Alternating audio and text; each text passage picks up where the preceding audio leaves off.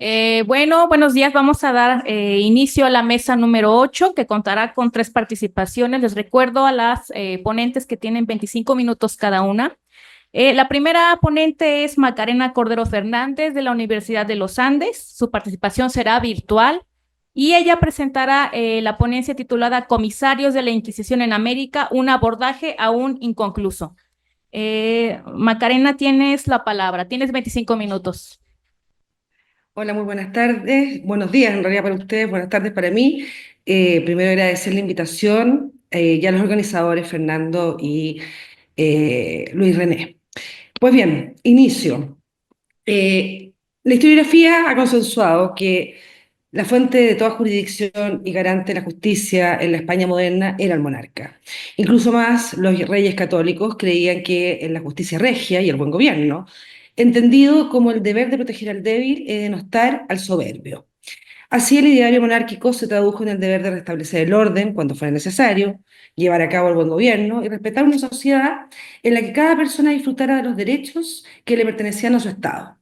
En otras palabras, el proceso de centralización del poder en la corona significó, en el ámbito civil, contar con las potestades militares, de hacienda, de legislación y especialmente de justicia y gobierno, lo que redundó en que la justicia fuese entendida como el derecho del rey, pues todo poder era poder de justicia, o sea, poder de decir derecho para restablecer o perfeccionar el equilibrio de un mundo donde todo y cada uno tenía su lugar asignado. Así en adelante, la corona constituyó en la fuente del derecho y máximo magistrado de su territorio, aunque sin duda ello no era suficiente para gobernar todos los territorios cuyas poblaciones eran disímiles, con fueros y derechos distintos según el estamento al que se perteneciera y a la religión en la que se hubiera nacido. En tal sentido, la fe fue el sustento del poder de la corona y será mediante ella que se negocie e imponga el dominio político sobre los súbditos. En buenas cuentas, para comprender el proceso de centralización y afianzamiento del poder real, es clave considerar el factor religión, puesto que a través de sus rituales, símbolos y doctrina coadyuvó a la transformación política que la corona pretendía, otorgando una identidad cultural común a la variedad de súbditos que residían en el interior de su frontera.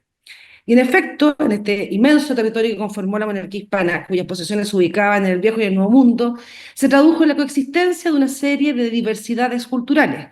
Esta vastedad territorial y cultural constituía una dificultad importante para gobernar en un contexto en que se entretejían y superponían poderes y relaciones económicas, culturales, administrativas y simbólicas, y se generaban una serie de pactos y negociaciones culturales también, obviamente. ¿Para qué? Para también dirimir los conflictos. Para disminuir o paliar los problemas que surgían, se debían controlar, obviamente, a esa diversidad cultural. Así la corona afianzó a la religión católica como la única que podían profesar los súbditos, excluyéndose cualquier otro credo. Todas las decisiones, negociaciones, relaciones entre los poderes quedaron supeditados por una parte al rey y por la otra a un solo credo, entendido este como el sustento de la sociedad, el orden político y jurídico, y además como base del espíritu de identidad común de los súbditos. Y en efecto, el que solo se pudiera profesar el catolicismo conllevó no solo la expulsión de los judíos y de toda otra religión, sino que además propició la conformación de una identidad cultural en toda la monarquía, elemento que vertebró a los habitantes en torno a elementos comunes, la corona y la religión. Pero esto no era todo, pues para fortalecer el poder real, el Santo Oficio constituyó un dispositivo ideal que acrecentó sus competencias. La Inquisición, a lo largo del siglo XVI, estableció un sistema común, pero suficientemente flexible como para tener una expresión particular en cada territorio y época, estructurándose como un modo o forma de gobierno más de la monarquía. Así, luego de establecerse un solo credo para la variedad de sus súbditos, una de las prioridades de la corona fue la de lograr la homogeneización y disciplina de todos los habitantes en torno a los nuevos valores sociales, religiosos y culturales que se imponían, aunque sobre la base de cierto consenso. La Inquisición fue, en este escenario, la institución articuladora y celadora, en definitiva una forma más de poder, que colaboró a gestar las relaciones sociopolíticas con los súbditos. Paulatinamente, entonces, se conformaron los asientos de tribunal de distrito, dependiente jerárquicamente de un órgano colegiado y centralizado, el Consejo de la Suprema. A su vez, se trató de una moderna institución, en cuanto contó con jurisdicción y competencia para juzgar a cualquier súbdito sin importar su fuero, cuestión que posibilitó encontrar una solución jurídica a la cuestión de la existencia de los variados estatutos jurídicos a los que estaban sujetos los súbditos de la corona. Hacia en adelante, no importaba el estamento social o el reino al que se perteneciera, pues todos podían ser procesados por el Santo Oficio, en caso de tenerse noticia de una práctica alejada de la ortodoxia. De este modo, mediante la Inquisición, se lograba la unidad religiosa, política y jurídica del imperio, puesto que bajo una misma normativa todos podían ser juzgados por esta institución. Con todo, y pese al gran poder de la Inquisición, ella quedó supeditada a la corona, la que, por su parte, hacía lo que fuese posible para mantener y acrecentar su poder sobre el eclesiástico. En el Nuevo Mundo, el Santo Oficio se organizó, como todos sabemos, en 1570, bajo el reinado de Felipe II, quien inició una amplia reforma desde un punto de vista ideológico y religioso. La monarquía se esforzó por imponer un intransigente sistema de ideas y creencias a toda la sociedad, utilizando el Santo Oficio como institución que sancionaba a los transgresores. Ello importó, entre otras cosas, que paulatina y progresivamente se centralizara el poder en la corona mediante la acción personal de un grupo de súbditos servidores del rey, la creación de nuevos organismos dotados de jurisdicción y la resignificación de ciertas instituciones, entre ellas la Inquisición, con miras por una parte a la defensa de los derechos de la corona sobre la Iglesia y por la otra a controlar religiosa y políticamente a la población. Con todo, se debe advertir que el proceso de homogenización y disciplina católica varió de la península al Nuevo Mundo.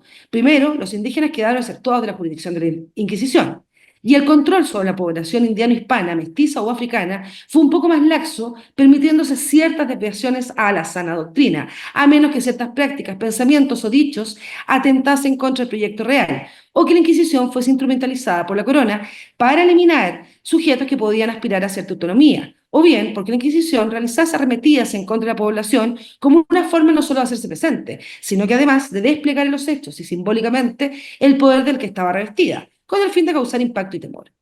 A su vez, la jurisdicción territorial de los tribunales de distrito de la Inquisición de Lima, México y Cartagena fueron enormes, abarcando espacios que eran casi imposibles de controlar, dadas las dificultades del tránsito y las comunicaciones, junto con la falta de oficiales reales y eclesiásticos.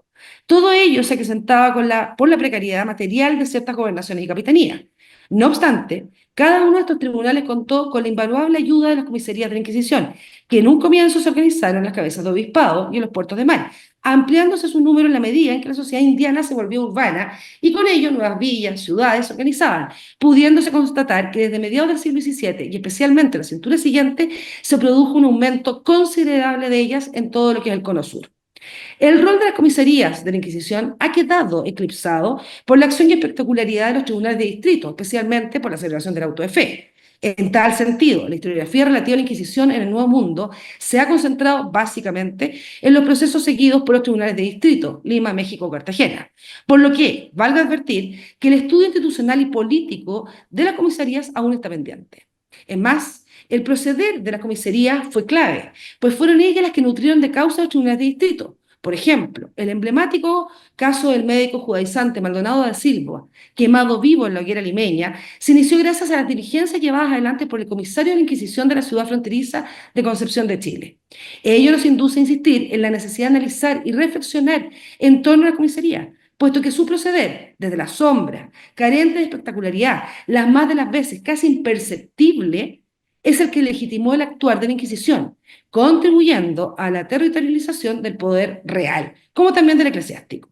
Incluso en los espacios más alejados de los centros urbanos, carentes muchas veces de oficiales reales y de la suficiencia material, se logró configurar soberanía regia mediante el actuar de sacerdotes y comisarios de la Inquisición, quienes bregaron tanto por controlar la ortodoxia como también porque los súbditos cumpliesen con el deber de fidelidad al rey, ejerciendo autoridad y justicia entre la población.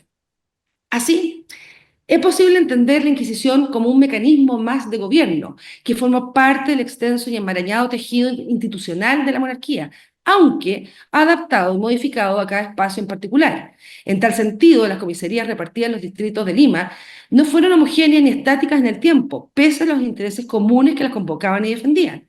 En efecto, fueron variando su rol, así como las redes que construyeron y las formas de proceder de un siglo a otro.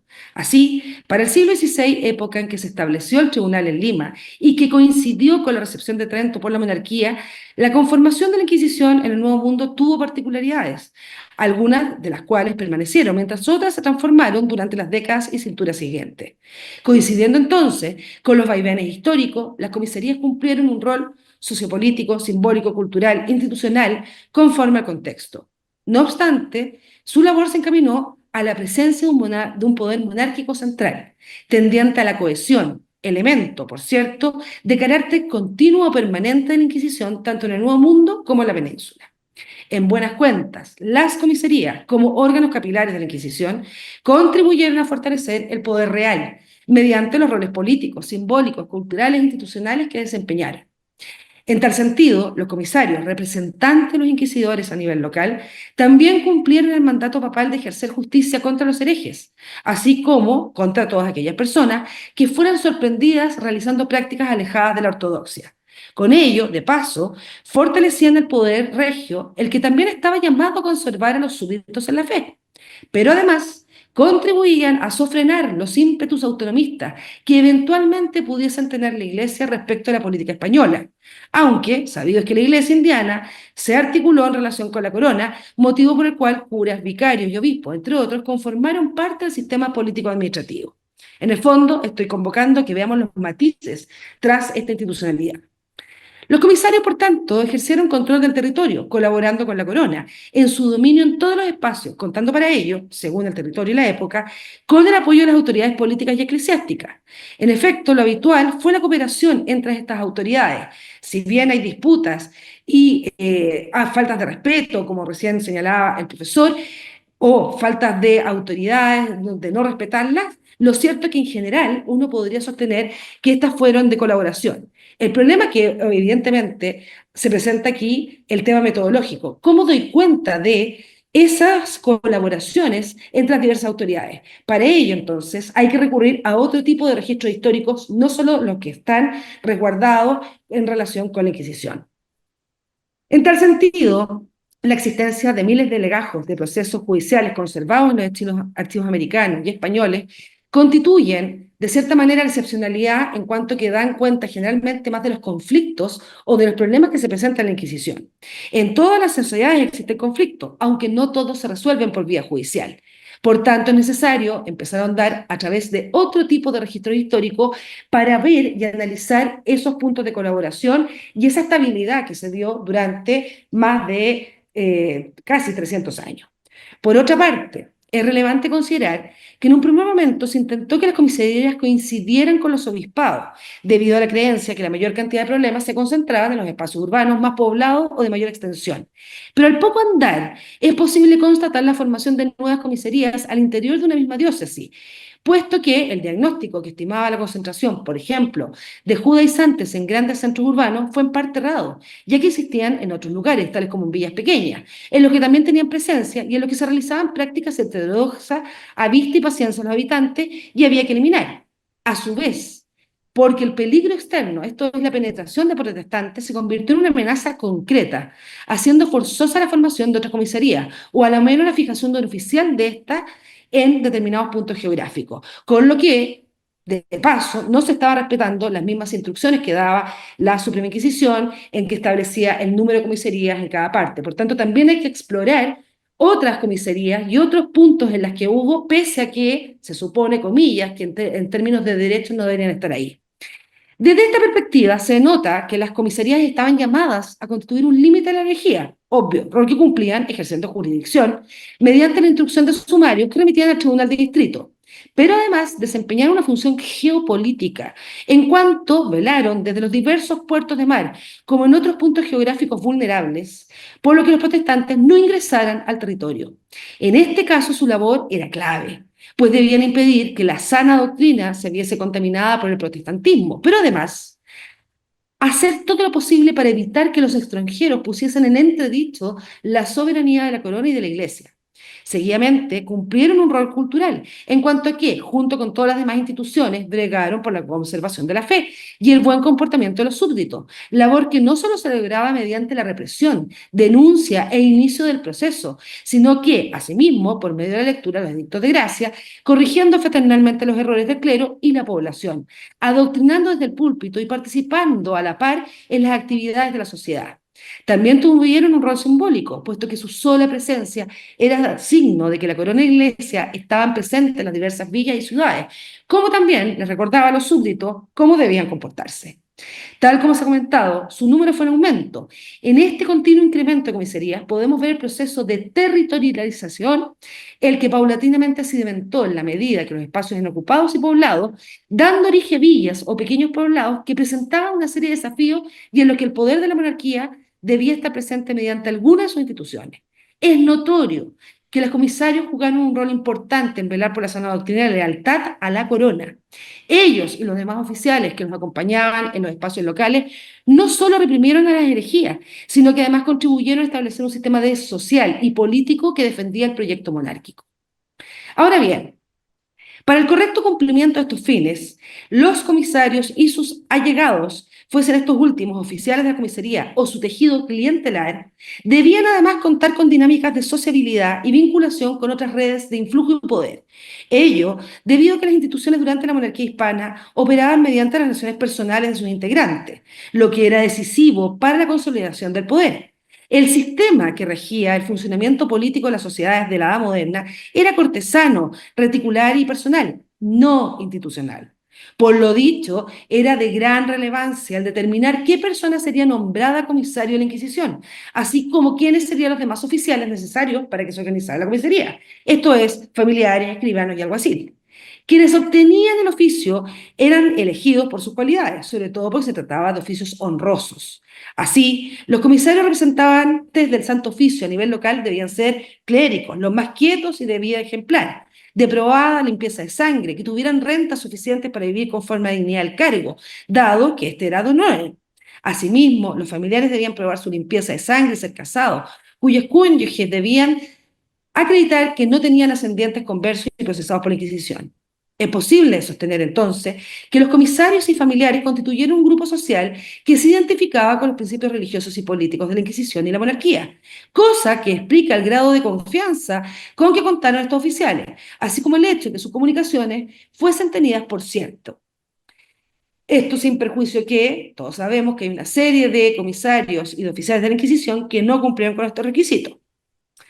Pues bien, aunque más importante todavía, y pese que no estaba establecido por la reglamentación para los comisarios y demás oficiales, era contar con redes de amistad, contactos con diversos grupos sociales, en general, conocer a la población, sus prácticas, estilo de vida y las redes que a su vez tuviesen con otras personas, puesto que mediante dicho conocimiento era posible detectar la existencia de prácticas sospechosas de herejía, o bien actitudes e ideas respecto del poder real. Es decir, no bastaba con ser un oficial de comisaría para alcanzar los objetivos que justificaban su existencia, pues si bien es cierto que su sola existencia suscitaba respeto y temor entre la población, lo cierto es que para provocar los delatores, autodenuncias o la instrucción de sumarios de oficio era vital contar con conocidos, parientes y amigos de distinta índole. Dicho de otro modo, las comisarías gestionaban sus territorios por medio de la acción de sus agentes, en cuyo desempeño mezclaban sus tácticas y destrezas con las de otros actores o autoridades del espacio. En esta acción conjunta se puede observar las aspiraciones e intereses de los distintos cuerpos, personas e instituciones, como también cuáles de ellos colaboraban y qué recibían a cambio. Así, en este proceso de territorialización y de consolidación del poder, los comisarios debieron recurrir a otras redes o grupos de interés, permitiendo tácticamente que participaran de cuotas de poder, lo que redundó, tal como se ha anunciado, en procesos de negociación. Estas alianzas subterradas contribuyeron a articular y expandir la jurisdicción de las comisarías y a controlar a la población más fácilmente, aunque al mismo tiempo quedara de manifiesto los conflictos entre los diversos actores. El ser parte de las redes de las comisarías o contar con cierto grado de trato con esta institución conllevaba ventajas importantísimas. Como se trataba de un tribunal moderno, en cuanto no había fuero que hacer valer, en algo podía beneficiar a los sujetos tener cercanía con los miembros de la Inquisición. En tanto, para los comisarios familiares alguaciles, era relevante establecer si algún súbdito estaba contexto o no con lo querido y pensado por la Iglesia y la corona, por lo que necesariamente debían conocer a la población. Vital era, entonces, saber en quiénes podían confiar, como también qué grupos o personas había que vigilar. Es decir, el ejercicio del poder requirió de relaciones interpersonales y de prácticas informales presentes en la cotidianidad de los sujetos, cuestión que subyace al poder y que de cierta manera lo legitima. Así, las dinámicas de sociabilidad de cada una de las comisarías en los espacios en los que estaban organizadas, como también con las otras comisarías y con los centros de poder, Lima, México, Cartagena y Madrid, propiciaron la vinculación con diversas personas y redes, lo que posibilitó que se nutrieran de las culturas locales, de sus gustos, estilos de vida y formas de convivencia. Entre tanto, paralelamente transmitían capitales simbólicos y ejercían su autoridad. Por lo dicho, importa identificar las dinámicas sociales y su distribución espacial e interrelación, puesto que así es posible observar el proceso de territorialización y la sedimentación del poder inquisitorial y monárquico, como también el modo en que formaron e integraron las redes. En tal sentido, los comisarios ocuparon posiciones o cumplieron roles al interior de la red, equivalentes a lazos que los vinculaban con otros sistemas, aunque surgen algunas interrogantes sobre este asunto. ¿Hasta qué punto sus voces influyeron? ¿De qué manera es posible establecer que otros sujetos históricos hicieron suyos el discurso? ¿Se produjeron superposiciones de voces con otras autoridades? Al respecto, las instrucciones dadas a los comisarios detallaban el modo de llevar a cabo su actividad jurisdiccional. No obstante, para que ello fuese eficiente, debían contar con buenas relaciones con los que integraban la comisaría. Esto era capital, ya que cualquier error en la forma de llevar adelante el procedimiento o una posible vulneración del secreto podía acarrear la pérdida de toda la causa. Incluso, la falta de estos oficiales, lo que fue bastante frecuente en las comisarías de América del Sur, podía entorpecer la actividad de la conservación de la fe. Ahora bien, el alguacil mayor era quien debía llamar a los testigos señalados por el denunciante. Esto lo debía hacer de manera sigilosa, para no alertar a los denunciados de la investigación, no pudiéndose llamar a los parientes, criados y amigos del sospechoso, pues se creía que no dirían la verdad. Lo anterior supuso que los miembros de la comisaría debían saber necesariamente qué redes de amistades y enemistades se entretejían en sus espacios jurisdiccionales, cuestión que revelaba la capacidad del comisario y de los demás oficiales para comprender cómo y cuáles eran las relaciones al interior de los espacios en los que vivían. Un error en estas materias podía ser adverso para la prosecución del proceso. De ahí la necesidad no solo de conocer, sino también y fundamentalmente de contar con vínculos con los miembros de la sociedad para poder realizar los cruces respectivos y saber con quiénes podía disponer para aclarar si se estaba en presencia de un delito contra la fe o no. Pero eso no era todo. Cuando se leía el edicto de fe y anatema durante la Cuaresma, se invitaba al corregidor, al cabildo secular y al alcalde ordinario para que acompañasen al comisario desde su residencia hasta la iglesia en la que daría lectura del edicto. Esta costumbre nos permite observar no solo la actuación de consuno entre la iglesia y el poder civil, sino además el deber de las autoridades civiles de colaborar con la misión del comisario. De no hacerlo, podían ser amonestados. Esto provocó una serie de conflictos entre las diversas potestades que revelan al lector las enemistades y redes existentes al interior de los espacios urbanos. Así, una fórmula que emplearon las autoridades civiles distantes de ciertos comisarios fue precisamente provocar problemas en el contexto de la lectura del edicto. Ello nos suscita la reflexión de que si las autoridades civiles estaban enemistadas con el comisario, la actividad de concientización que se hacía mediante el edicto podía verse perjudicada. De ahí que estos oficiales, aún siendo temidos por su investidura, tuvieran que contar con apoyos y cercanos de la administración local, y para ello era esencial mantener buenas relaciones, o por lo menos tener los conflictos controlados. Dichas redes debían ser además de carácter interregional, es decir, debía existir redes de contacto entre las diversas comisarías y entre estas y otras personas, las que aportaron los datos necesarios para capturar a los sospechosos y someterlos a proceso. Así, el rol jurisdiccional y de control solo pudo ser ejercido en función de las interrelaciones que existían entre institución y distintas personas. Asimismo, ello devela las dinámicas internas de las comisarías, su forma de operar en relación con todas las instituciones de la monarquía y el modo en que nuevamente se territorializa su poder en cada espacio. En efecto, el accionar de la Inquisición, especialmente a nivel local, mediante la acción de los comisarios, implicó la gestión del poder en espacios determinados, aunque siempre en conexión regional e incluso transatlántica. Así, las relaciones y redes entre autoridades o personas coadyuvaron a sedimentar, con mayor o menor éxito, el ejercimiento del poder de la Inquisición, así como el de las demás autoridades representativas de la monarquía. Se trató, además, de un engranaje en el que la mutua colaboración de las distintas autoridades contribuyó también a afianzar sus propias facultades y poderes entre la población, sin las cuales posiblemente la empresa religiosa destinada a preservar la sana doctrina y política orientada a impedir ímpetus autonomistas desmedidas o críticas desmedidas hacia la corona que la pudiesen poner en jaque habrían fracasado rotundamente. Al respecto, es notable el rol jugado silenciosamente por los comisarios, que al conocer la sociedad en la que vivía, informaban de ciertas situaciones que le parecían de dudosa legitimidad o bien peligrosas para los intereses de la monarquía. Más, como se ha visto, era importante que contase con vínculos y conocimientos de la población en la que vivía, con miras a que pudiese comprender hasta qué punto podía intervenir en la defensa de la buena costumbre, la sana doctrina y la lealtad a la corona. El comisario debía estar involucrado con la sociedad, lo que implicó que tuviesen acceso a saber o sospechar quiénes estaban o no alineados con el proyecto monárquico y a tener claridad respecto de los conflictos y desafíos que debían enfrentar. En tal sentido, la muerte del gobernador Óñez de Loyola en 1598 a manos de los indígenas en el desastre de Curalaba o el conflicto que se suscitó en la gobernación de Chile durante el mandato del oidor de la Peña o del gobernador Meneses son claros ejemplos del nivel de confianza que tenían los informes de estos oficiales en la corte y la corona. En efecto, en el Archivo Histórico Nacional de Madrid se conserva la correspondencia de estos ministros del Santo Oficio, fuese que llegase de manera directa al Consejo de la Suprema o bien por la vía del Tribunal de Distrito correspondiente, en nuestro caso, Lima. Dichas noticias eran relevantes para la Suprema. La información enviada de manera sigilosa implicaba que estaban ejerciendo control político para que frente a situaciones graves la corona contase con mayores antecedentes para resolver.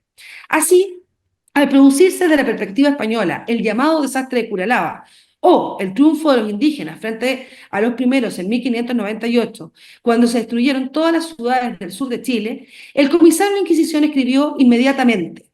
De hecho, es la primera noticia que va a tener la corona sobre lo que estaba aconteciendo en el Reino de Chile. Cito, dan cuenta de los alborotos y novedades del reino. 22 de diciembre del año pasado, el gobernador de Chile, Martín García de Loyola, con 40 españoles y algunos indios de servicio, habiendo salido del Imperial y alojándose 7 leguas de ella en el camino real que viene a Santiago, en la parte que dicen Curalaba, y estando descuidado por ser tarde, un indio de los servicios se encontró con una guerra y lo prendieron y preguntándole con quién venía, dijo que con el gobernador. Y se informaron a la gente que traía, y sabido que no eran más de 40, esperaron a que se recogieran los centinelas. Y al salir del sol, se abalanzaron 300 indios, a caballo, con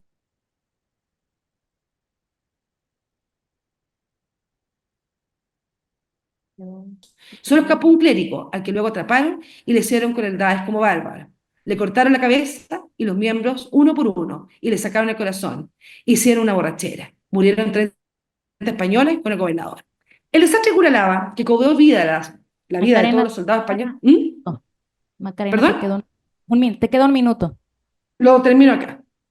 El desastre de Curalaba es relatado por el comisario Melchor de Calderón. De hecho, la primera noticia que llega a España relativa a este asunto es dada por el comisario de la Inquisición.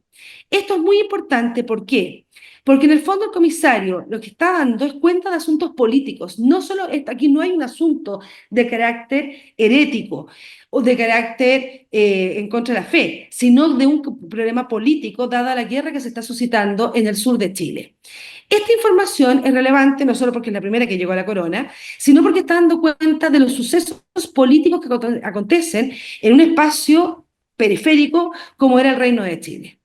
Por tanto, para cerrar, la elección de los comisarios no fue tarea fácil, como se indicó. No era suficiente tener la calidad de sacerdote, presentar limpieza de sangre o contar con la edad para hacerlo. Además, debía tratarse de personas que mantuviesen redes, amistades y personas de confianza que le informaran de lo que acontecía bajo su jurisdicción, puesto que, fuera de su rol de garante de la sana doctrina, se les exigía territorializar el poder de la monarquía, debiendo para ello contribuir con el buen gobierno, velando porque la población estuviese conteste con el proyecto monárquico, evitando actos, prácticas y decires que pudiesen entenderse como rebeldes o contrarios al heredado contrato de súbdito. Para ello, se desplegaron en varias direcciones dentro de los espacios locales, conociendo y estrechando vínculos con los vecinos, a fin de poder generar y consolidar las redes que les permitieron alcanzar su objetivo.